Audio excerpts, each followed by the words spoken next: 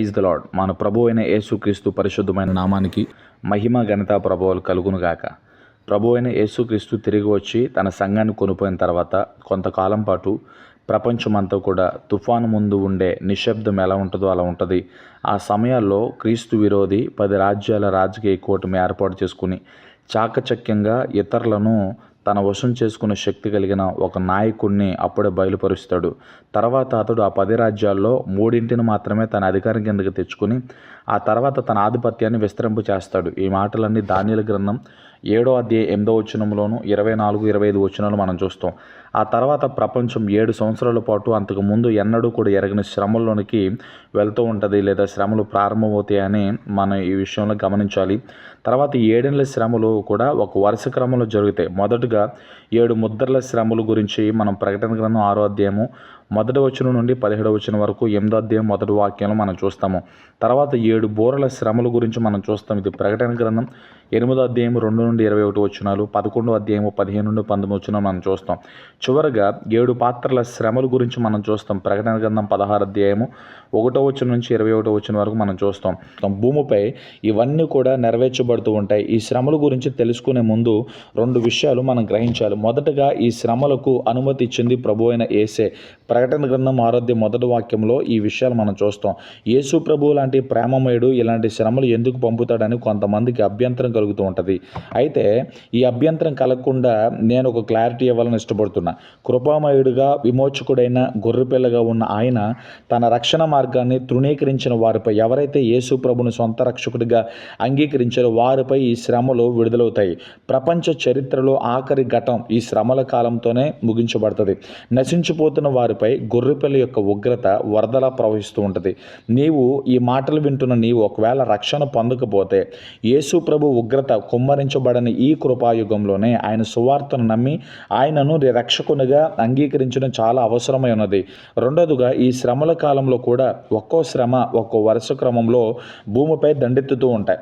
అల్లకల్లాల పరిస్థితుల్లో ఈ లోకం కొట్టుమిట్టాడే రోజుల్లో కూడా దేవుడు ఈ ప్రపంచంపై సంపూర్ణ ఆధిపత్యాన్ని కలిగి ఉంటాడని మనం మొదటగా తెలుసుకోవాలి. ఇకపోతే ప్రభు అయిన యేసుక్రీస్తు 7 ముద్రల గ్రంథం విప్పడంతో ఈ శ్రమలు ప్రారంభమవుతాయి. ప్రకటన గ్రంథం 5వ అధ్యాయం 1వ వాక్యంలోను, ప్రకటన గ్రంథం 6వ అధ్యాయము 8వ వచనంలోను, తర్వాత 8వ అధ్యాయం 6లోను ఈ ముద్రల గురించి పూర్తిగా వివరించబడ్డాయి.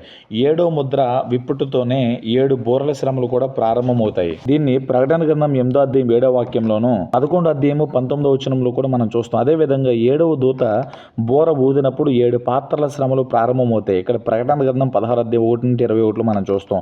7 ముద్రల శ్రమల కంటే 7 బూరల శ్రమలు, 7 బూరల శ్రమ కంటే 7 పాత్రల శ్రమలు చాలా తీవ్రంగా ఉంటాయి అని మనం గమనించాలి. ఇకపోతే యేసు ప్రభు వారు మొదటి ముద్ర విప్పబడినప్పుడు ఏం జరుగుద్దో ప్రకటన గ్రంథం 19వ అధ్యాయము 21వ వచనంలో మనం చూస్తాం.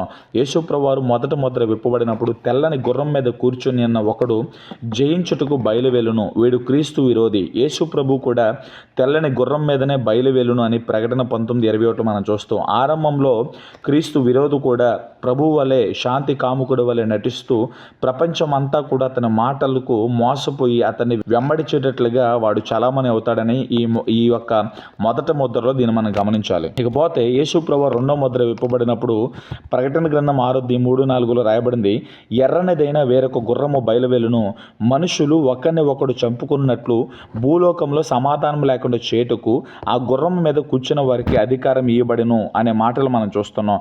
ఇకపోతే 3వ ముద్ర విప్పబడినప్పుడు నల్లని గుర్రం కనబడును. ప్రకటన గ్రంథం 6వ అధ్యాయం 5-6 వాక్యాలు మనం చూస్తాం.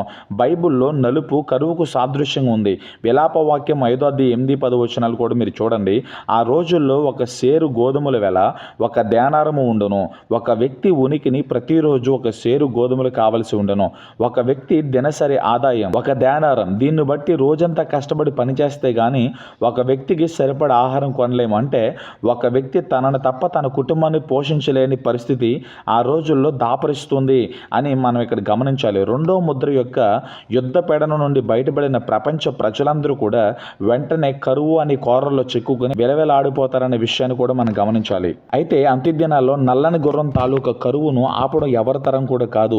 ప్రకృతి వైపరీత్యాల వల్ల కలిగే బీభత్సవ పరిస్థితులు వ్యవసాయానికి ఏమాత్రం కూడా అనుకూలించిన పరిస్థితులు అప్పుడు దాపరిస్తాయని చెప్పి మనం గమనించాలి. ఇకపోతే 4వ ముద్ర యేసుప్రభువు రేపినప్పుడు ఏం జరిగిందో ప్రకటన గ్రంథం 6:8 వాక్యాలు రాయబడింది. అప్పుడు నేను చూడగా ఇదిగో పాండుర వర్ణము గల ఒక గుర్రము కనబడెను. దాని మీద కూర్చున్న వాని పేరు మృత్యువు. పాతాళ లోకము వాణ్ణి వెంబడించును. ఖడ్గము వలనను కరువు వలనను మరణము వలనను భూమిలో నుండి క్రూర ముఖముల వలనను భూనివాసులను చంపుటకు భూమి యొక్క 4వ భాగము పైన అధికారం వానికి ఇవ్వబడును అని ఇక్కడ మాటలు మనం చూస్తున్నాం. పాండుర వర్ణము మృతదేహం యొక్క రంగు, ఇది మరణమును సూచిస్తుంది. ఈ 4వ ముద్ర విప్పబడినప్పుడు భూమి మీద 4వ వంతు ప్రజలు మరణిస్తారు. అంటే ప్రస్తుతం ప్రపంచ జనాభా 800 కోట్లలో సుమారుగా 180 కోట్ల మంది అప్పుడు మృత్యువాత పడతారు అనే విషయాన్ని మనం గమనించాలి. యుద్ధము ఆకలితో పాటు అప్పుడు అనేక రకాల తెగుళ్ళు వ్యాపించి చాలా మంది మరణిస్తారు అనే విషయం మనకి చాలా క్లియర్గా అర్థమవుతూ ఉంది. ఇకపోతే 5వ ముద్ర విప్పబడినప్పుడు హతసాక్షుల గుంపును మనం చూస్తాం. ఈ మాటలు ప్రకటన గ్రంథం 6వ అధ్యాయము 9 నుండి 11 వచనాలు మనం చూస్తాం. ఆయన 5వ ముద్ర విప్పినప్పుడు దేవుని వాక్యం నిమిత్తము తామిచ్చిన సాక్ష్యం నిమిత్తం వధింపబడిన వారి ఆత్మలను బలిపీఠం కింద చూచితిని. వారు నాదా సత్యస్వరూపి పరిశుద్ధుడ ఎందాక తీర్పు తీర్చుకయు మా రక్తము నిమిత్తం భూనివాసులకు ప్రతిదండన చేయికి ఉందువని బిగ్గరగా కేకలు వేసిరి. క్రైస్తవ సంఘం ఆరంభమైనప్పుడు నుండి క్రైస్తవులను హింసించుటకు సాతానుడు అనేక మంది ప్రజలను రెచ్చగొట్టి కారాగారాల్లో బంధించుట, తీవ్రంగా కొట్టుట, ఉరుతీయట, జల సమాధి చేయుట, హత్య చేయుట తదితర రీతుల్లో ఈ హింస కొనసాగిస్తూ అనేక క్రైస్తవ మిషనరీలను, క్రైస్తవ నాయకులను, క్రైస్తవ ప్రజలను వాడు చాలా మందిని చంపినట్లుగా మనం చూస్తాం. ఇకపోతే మహాశ్రమల కాలంలో ఈ హింస తారస్థాయికి చేరుతుంది అని చెప్పడంలో ఎటువంటి సందేహం లేదు. 12 మంది అపోస్తులలో ఒకరు మినహా అందరూ హతసాక్షులయ్యారు. క్రైస్తవ సంఘం యొక్క మొదటి హతసాక్షి స్టెఫెన్, ఆయన రాళ్లతో కొట్టబడి చనిపోయినట్లుగా అపోస్తుల కార్యాలు 7వ అధ్యాయంలో వివరించబడింది. మొదటి శతాబ్దంలో యూదులు అపోస్తులను, క్రైస్తవ సంఘాన్ని తీవ్రంగా బాధించారు. హింసకు ప్రతిరూపమైన రోమా సామ్రాజ్యం క్రైస్తవులను ఎంతో భయంకరమైన పద్ధతుల్లో హింసించింది. అపోస్తులుడైన పౌలు అనేక సార్లు వారి చేత కొట్టబడ్డాడు, బంధించబడ్డాడు. సంఘ చరిత్ర ప్రకారం రోమియులు ఆయన రోమ్ నగరంలో శిరఛేదనం చేసి పౌలు గారిని చంపేశారు. పేతురు గారిని కూడా తలక్రిందులుగా సిలువవేసి చంపారు.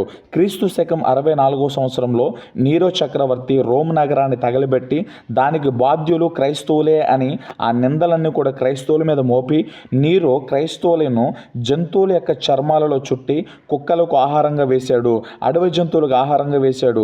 వారిని తగలబెట్టి రోమ్ నగరంలో రాత్రిపూట వెలుగు కొరకు వారిని వీధి దీపాల వలె వాడుకున్నట్లుగా చరిత్రలో క్రైస్తవులు హింసించబడిన అనేక రీతుల ఆధారాలు మనకి చరిత్రలో కనబడుతూ ఉన్నాయి. ఇకపోతే శ్రమల కాలంలో క్రీస్తునందు విశ్వాసం ఉంచిన వారిపై హింసాకాండలు గరిష్ట స్థాయికి చేరతాయి.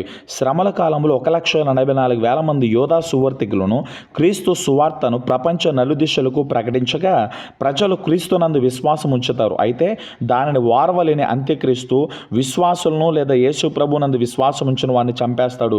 ఆ హతసాక్షుల ఆత్మలు దేవుని సన్నిధిలో తీర్పు తీర్చమని, ప్రతిదండన చేయమని దేవునికి మొర్ర పెడతారు. ఈ మాటలు ప్రకటన గ్రంథం 6వ అధ్యాయం 9 నుండి 11 వాక్యాలు మనం చూస్తాం. దానితో ఆ తర్వాత భూమిపైకి వచ్చే తీర్పులు మరింత నాశనకరంగా మారిపోతాయి అనే విషయం కూడా మనం గమనించాలి. ఇక 6వ ముద్ర యేసు ప్రభు గారు విప్పినప్పుడు మహా భూకంపం కలుగుద్ది. క్రీస్తు విశ్వాసులను హతమార్చిన దేశాలకు భూకంపంతో శిక్షించడం చరిత్రలో ఇంతకు ముందే దేవుడు జరిగించాడు. గుజరాత్ రాష్ట్రంలో క్రైస్తవులపై రక్తపాతం సాగించినప్పుడు 2001 జనవరి 26వ తారీఖున గుజరాత్లోని భూజు ప్రాంతంలో భూకంపం కలగగా ఇంచుమించు 20,000 మంది మరణించారు, లక్షల మంది క్షత్రగతులయ్యారు. అదేవిధంగా ఇండోనేషియా దేశం క్రైస్తవులను హింసించినప్పుడు దానికి ప్రతిఫలంగా ఆ దేశంలో భూకంపాలు పెరిగిపోయాయి. 2004 డిసెంబర్ 26న ప్రపంచ చరిత్రలోనే పెద్ద భూకంపం ఆ దేశాన్ని తాకింది.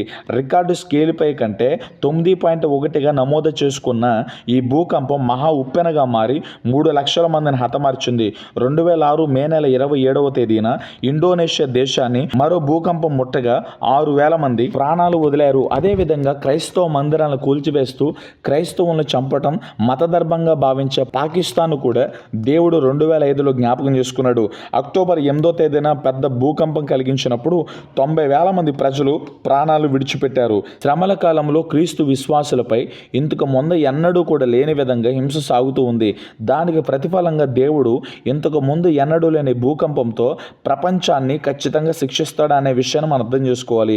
మొదటి 5 ముద్రల వల్ల కలిగిన తీర్పులు మానవ చర్యల వల్ల కలిగినవి అయితే 6వ ముద్ర వల్ల కలిగిన తీర్పు పూర్తిగా దైవిక చర్య. 6వ ముద్రతో యెహోవా ప్రచండ దినము తాలూకా శ్రమలు భూమిపై విరుచుకోబడతాయి.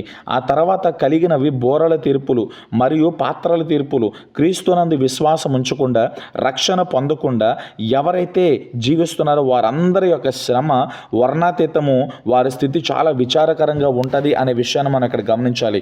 6వ ముద్ర విప్పబడినప్పుడు కలుగు భూకంపం ఎంతో తీవ్రమైనది. దాని దెబ్బకు ప్రతి కొండ, ప్రతి ద్వీపము వాటి స్థానములు తప్పును. అగ్నిపర్వతాలు పేలిపోయి పొగ ధూళి ఆకాశాన్ని ఆక్రమించగా పొంగి పొరలే లావా ద్రావాలు వేల కొలది గ్రామాలను తుడిచిపెడతాయి. సూర్యుడు కంబలి వలె నలుపాయను, చంద్రబింబమంతయు కూడా రక్తవర్ణమాయనని ప్రకటన గ్రంథం 6:12లో రాయబడిన మాటలు ఇక్కడ నెరవేర్చబడతాయి. ఈ మహాభూకంపం గురించి పాత నిబంధనలో యావేలు ప్రవక్త కూడా హెచ్చరించిన మాట మనం చూస్తాము. యావేలు గ్రంథము 2వ అధ్యాయము 2వ వచనంలోను 10వ వచనంలోను 31వ వచనంలో యావేలు ఇక్కడ కొన్ని మాటలు మనకు జ్ఞాపకం చేస్తూ ఉన్నాడు. ఆ దినము అంధకారమయముగా ఉండును, మహంధకారము కమ్మును, మేఘములను గాఢాంధకారమును ఆ దినము కమ్మును. వాటి భయము చేత భూమి కంపించుచున్నది, ఆకాశము తత్తరించుచున్నది, సూర్యచంద్రులకు తేజోహీనత కలుగుచున్నది, నక్షత్రాలకు కాంతి తప్పుచున్నది. యెహోవా యొక్క భయంకరమైన ఆ మహాదినము రాకముందే సూర్యుడు తేజోహీనుడగును, చంద్రుడు రక్తవర్ణమగును అనే ఈ మాటలన్నీ కూడా ఈ యావేలు ప్రవచనము, యావేలు మాటలన్నీ కూడా ఇక్కడ నెరవేర్చబడతాయి. ఈ భూకంపం యొక్క ఫలితాలు కూడా దారుణంగా ఉంటాయి. చరిత్రలో అత్యంత వినాశనకరమైన భూకంపము క్రీస్తు శకం 1556లో చైనా దేశంలో సంభవించింది. ఈ భూకంపం కొండ గుహలలో నివాసమున్న ప్రజలను తాకడంతో 8 లక్షల మంది ప్రజలు మరణించారు. 6వ ముద్ర విప్పబడినప్పుడు కూడా ప్రజలు కొండ గుహల్లో దాగుకొని మీరు మా మీద పడి ఆయన సన్నిధికి గొర్రెపిల్ల ఉగ్రతకు మమ్మల్ని మరుగు చేయడి అని పర్వతాలతోనూ బండలతోనూ చెప్పుదురు అనే మాటలు ప్రకటన గ్రంథం 6వ అధ్యాయం 15 నుండి 15 వచనాలు రాయబడిన మాటలు ఇక్కడ నెరవేర్చబడతాయి. ఇకపోతే 7వ ముద్ర, యేసు ప్రభువారు 7వ ముద్ర విప్పటంతోనే బోరల తీర్పులు ప్రారంభించబడతాయి. ముద్రల తీర్పులలో 5 తీర్పులు మానవ కార్యములైతే బోరల తీర్పులలో మొత్తము 7 తీర్పులు మానవ జోక్యం ఏ మాత్రం కూడా లేకుండా సంభవించును. ఈ తీర్పుల ప్రభావం ఎంత విషమంగా ఉంటుందంటే నిత్యము ఆనందంతో, స్తుతులతో, స్తోత్రాలతో, గొప్ప మహిమతో పరవశించి తొలతూగే పరలోకంలో కూడా ఇంచుమించు అరగంట సేపు విభ్రాంతికరమైన నిశ్శబ్దము రాజ్యం వెళుతుందనే విషయం మనం ఇక్కడ గమనించాలి. తర్వాత బోరల తీర్పుల గురించి మనం చూస్తాము. 7 ముద్రల తీర్పుల కాలంలో భూనివాసులు ప్రధానంగా అంత్యక్రీస్తు ఆక్రోశానికి గురవుతారు. 7 బోరల తీర్పుల కాలంలో దేవుని తీర్పు సరాసరి భూమిపై కుమ్మరించబడుతుంది. మనుషులు సృష్టికర్తను మర్చి సృష్టించబడిన చెట్లను, జంతువులను కొలుచుచు ఆరాధించుచు రోజుల్లో మనం జీవిస్తూ ఉన్నాము. దీనికి రోమపత్రిక 1వ అధ్యాయం 18 నుండి 24 వాక్యాలు కూడా మనకు సాక్ష్యం ఇస్తుంది. మనుషుని ప్రాణము కంటే జంతువుల ప్రాణానికి నేటి ప్రజలు ఎక్కువగా విలువనిస్తూ ఉన్నారు. వారు దేవుని మరిచిపోయి చెట్లకు, జంతువులకు తమ ప్రేమను, శక్తిని వెదజల్లుతున్నారు. మనిషికి ఆరాధ్యంగా మారిన ప్రకృతిని దేవుడు విచ్ఛిన్నం చేయడం బోరల తీర్పుల యొక్క ప్రాముఖ్యమైన ఉద్దేశం అని గమనించాలి. మొదటి 4 బోరల తీర్పులతో దేవుడు భూమి యొక్క ప్రకృతిని ధ్వంసం చేస్తాడు. తర్వాత 3 బోరల తీర్పులతో సాతాను మానవులను నాశనం చేయను. సాతానును పూజించి ఆరాధించి జయజేలు పలికే వ్యక్తులను ఆ తీర్పులు ఒక గుణపాఠంగా ఉంటుంది. సాతానుడు మానవులకు మిత్రుడు కాడని, వాడొక దుష్టుడైన నరహంతుకుడని ఆ తీర్పులతో ప్రజలు తెలుసుకుంటారనే విషయాన్ని మనం ఇక్కడ గమనించాలి. ఇకపోతే మొదటి బోర తీర్పులో అగ్ని వడగండ్లు పడతాయి. ఈ మాట మనం ప్రకటన గ్రంథం 8వ అధ్యాయం 7వ వచనాలు చూస్తాం. మొదటి దూత బోర ఊదినప్పుడు రక్తముతో మిళితమైన వడగండ్లను అగ్నియు పుట్టి భూమిపైన పడవేయబడును. అందువలన భూమిలో 3వ భాగము కాలిపోయెను, చెట్లలో 3వ భాగం కాలిపోయెను, పచ్చగడ్డంతియు కాలిపోయెను. ఈ తీర్పు వెలువడినప్పుడు భూమి మీద అగ్ని వడగండలు కురుస్తాయి. వీటి వలన చెట్లు, జంతువులు మరణిస్తాయి అనే విషయాన్ని మనకు అర్థం చేసుకుంటాం. ఇకపోతే 2వ బోర తీర్పును కనుక మనం చూస్తే ప్రకటన గ్రంథం 8వ అధ్యాయం 8-9 వచనాల్లో 2వ బోర తీర్పుతో అగ్ని చేత మండుచున్న పెద్ద కొండ వంటిది ఒకటి సముద్రంలో పడవేయబడును. దీనితో సముద్రంలో 3వ భాగము రక్తమగును. సముద్రములోని ప్రాణము గల జీవులు జీవులు 3వ భాగం చచ్చును, ఓడలలో 3వ భాగం నాశనమగును అని చెప్పి ఇక్కడ రాయబడింది. బహుశా అంతరిక్షంలో నుండి ఒక మండుచున్న పెద్ద అగ్నిగోళము ఆ సమయంలో సముద్రంలో పడును. దీనితో సముద్రంలో 3వ భాగం రక్తమగును అనే విషయాన్ని మనకి గమనించాలి. ఉదాహరణకు క్రీస్తు పూర్వం 1440లో మధ్యధరా సముద్రంలోని తేరా ద్వీపము ప్రేలిపోవటంతో ఆ ప్రాంతంలో కూడా సముద్రము రక్తవర్ణమయ్యి చాలా జీవులు చనిపోయినట్లుగా మనకు చరిత్రలో ఆధారాలు కూడా మనకు కనబడుతున్నాయి. ఇకపోతే 3వ బూర తీర్పు ఇక్కడ మనం చూస్తే ప్రకటన గ్రంథం 8వ అధ్యాయము 10 నుండి 11 వచనాలు మనం చూస్తే 3వ దూత బూర ఊదినప్పుడు దివిటి వలె మండుచున్న ఒక పెద్ద నక్షత్రము ఆకాశం నుండి రాలి నదుల 3వ భాగం మీదను నీటి బొగ్గల మీదను పడెను. ఆ నక్షత్రమునకు మాచిపత్రి అని పేరు. అందువలన నేలల్లో పడిన భాగము మాచిపత్రి అయిను. నీళ్లు చేదైపోయినందున వాటి వలన మనుషులలో అనేకులు చచ్చిరనే మాటలు మనం చూస్తున్నాం.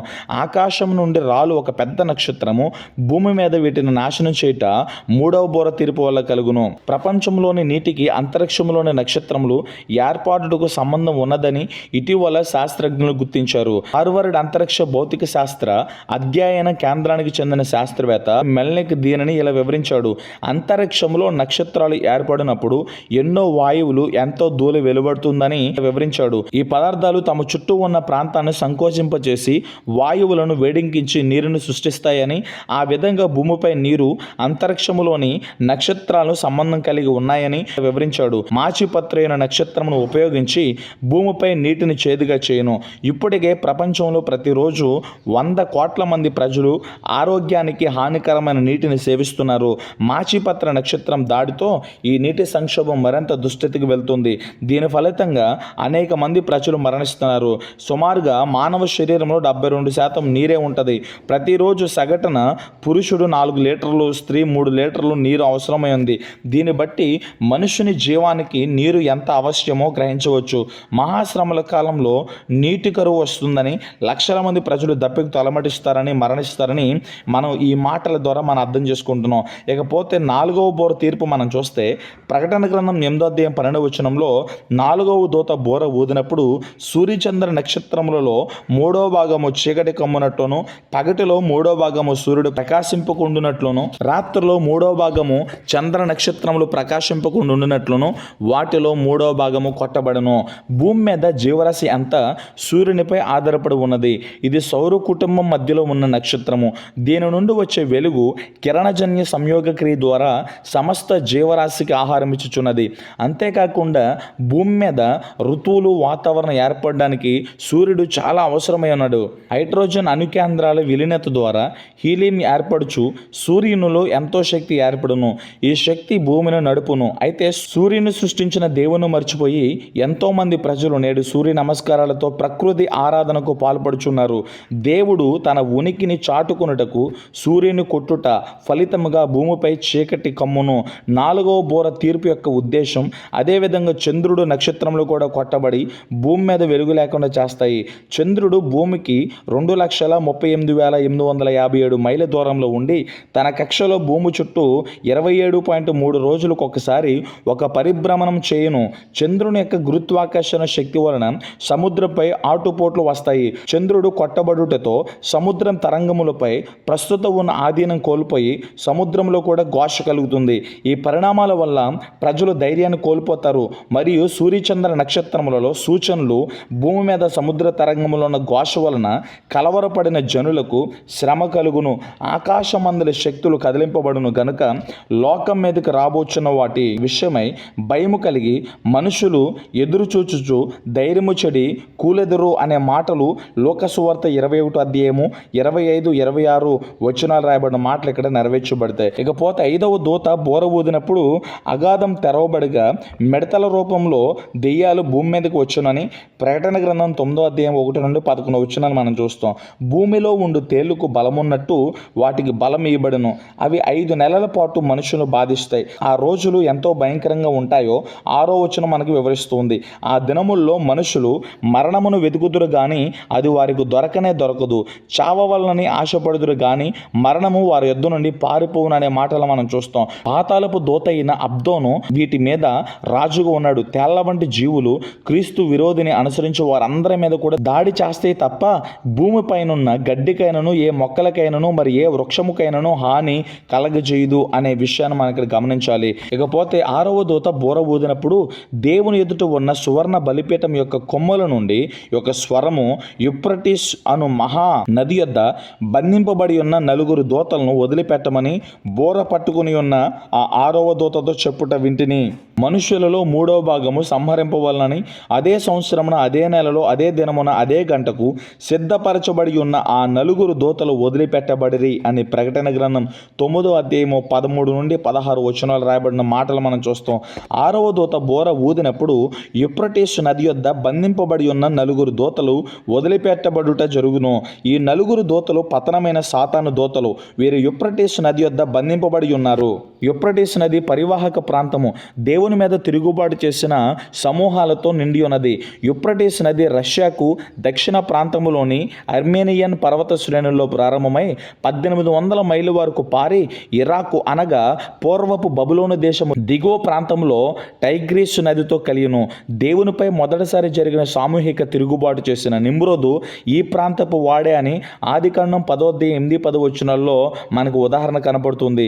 ఆకాశమునంటూ శిఖరము కట్టవలనని మనుషులు బాబేలు గోపురము కట్టుట ప్రారంభించింది కూడా ఇక్కడే అని ఆదికాండం 11వ అధ్యాయం 1-9 వచనాల్లో మనకు చాలా స్పష్టమవుతుంది.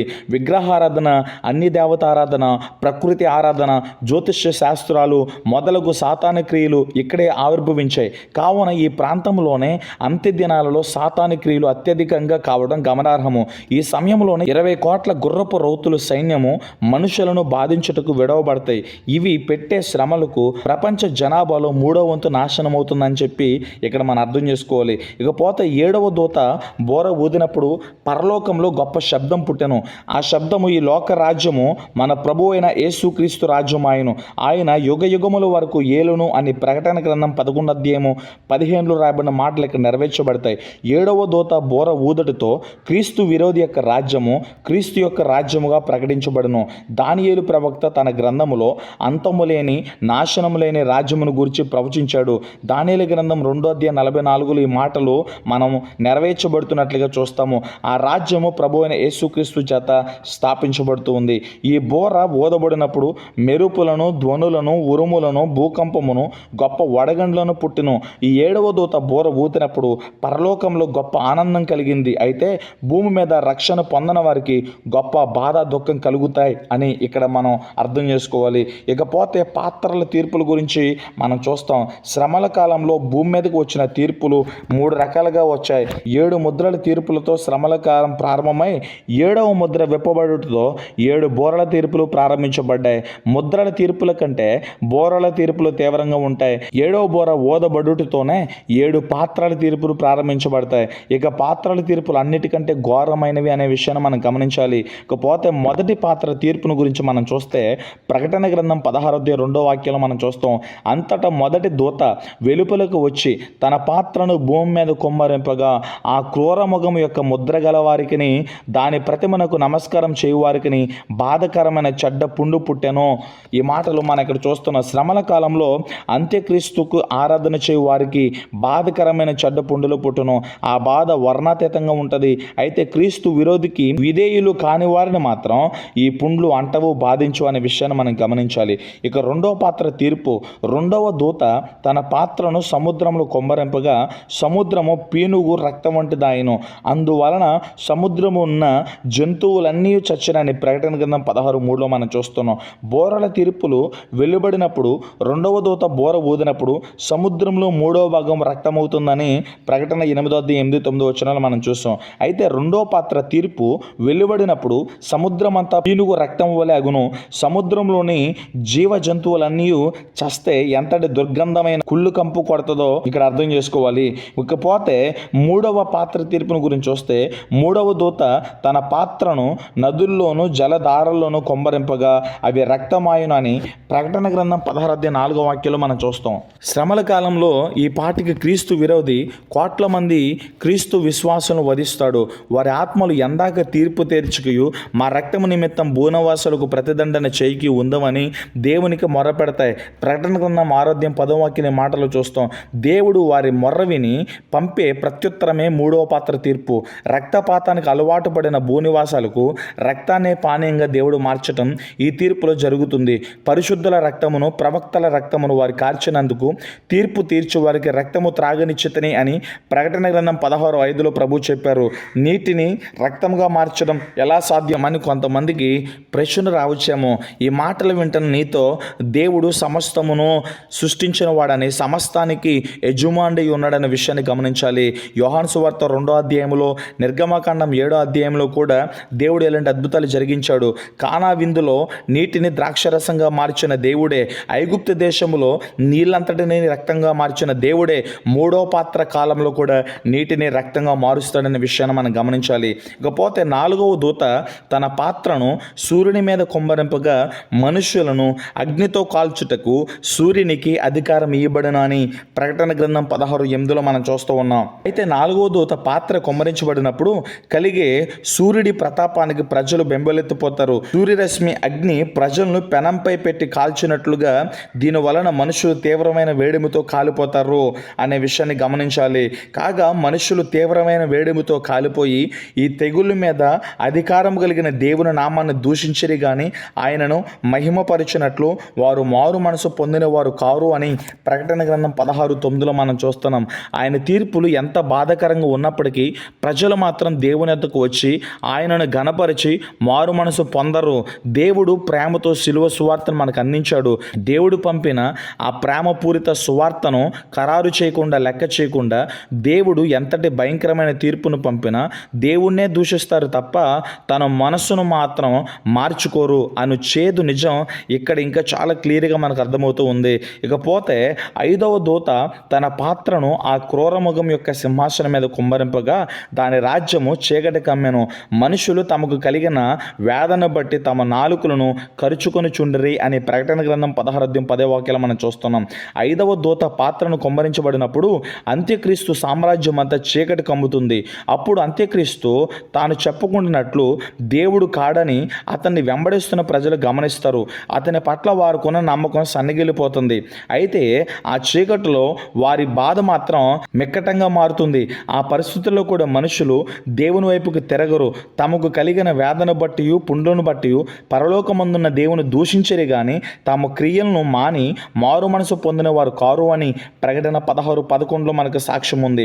దేవుని శక్తి ప్రకృతిపై తేటగా విరుచుకుపడినప్పుడు సైతము పశ్చాత్తాపం పొందని వారి అవిధేయత అంతకంతకు పెరిగిపోతుందే కానీ తగ్గదు అనే విషయాన్ని మనం ఇక్కడ గమనించాలి. ఇకపోతే 6వ దూత తన పాత్రను యూఫ్రటీస్ అను మహానది మీద కుమ్మరింపగా తూర్పు నుండి వచ్చు రాజులకు మార్గము సిద్ధపరచబడినట్లు దాని నీళ్లు ఎండిపోయినని ప్రకటన గ్రంథం 16:12 మనం చూస్తున్నాం.